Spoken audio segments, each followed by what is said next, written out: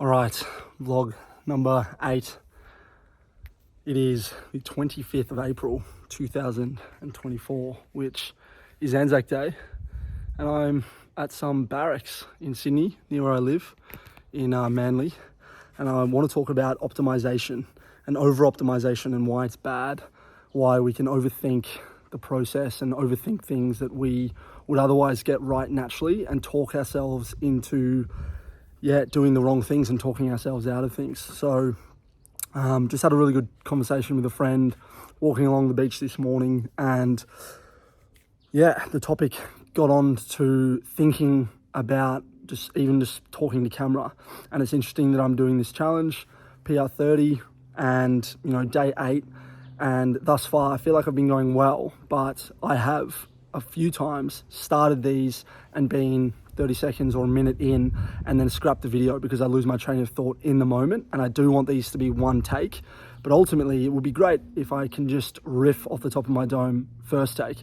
And so how over optimizing I think negatively affects that is if you try to perfectly script every single moment of what you're going to say. They can work in some moments if you're a really good writer, but to get there, I think you need to do a lot of these things and speak to camera or put out a lot of pieces of writing that maybe aren't perfect, but at least you ship them and then you get an interaction or you get some form of engagement, whether good or bad, but you get a bit of feedback from an audience. And even if that audience is one person, that person being yourself, that you can watch and go, oh, that video that I did a week ago, maybe I'd change this thing or maybe I'd change that thing. But I think you're coming from a place with more experience and more understanding, as opposed to trying to self-edit in the moment or think about a certain thing and essentially over-optimize. And I just really think that there is no place for it. And it brings me on to something else that I came across on Twitter by a guy by the name of Coltibra is his handle on Instagram, runs a sick clothing company, which I'm actually yet to buy from, called Kill Crew, but by the looks of it, really cool stuff. But I first heard of this term, whether or not he coined it, but Huberman types.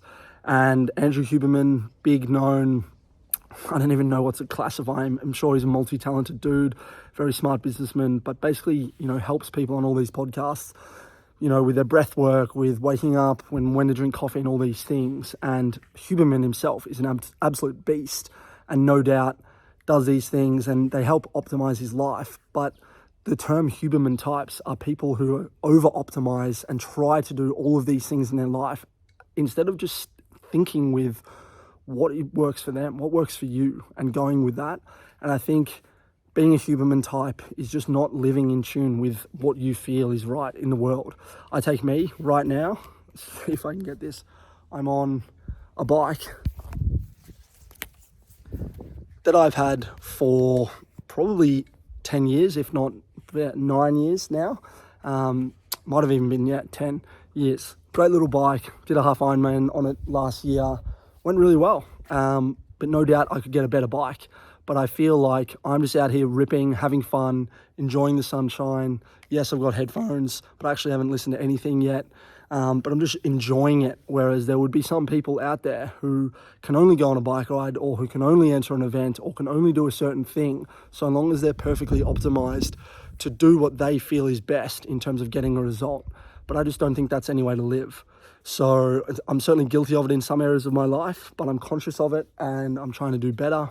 I think this is a really good platform for that. I'm literally just filming on my iPhone, literally no microphone other than what's on the thing, not even using the headphones, which I have done later.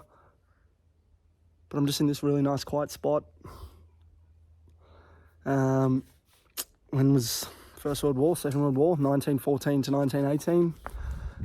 But I think, who knows how long these things have been here. But I'm almost certain that the men who went to war 100 years ago did not wake up in the morning and have to have their coffee before they fought the enemy. They got the fuck up, they grabbed their gun, and they got to work. Stop optimizing.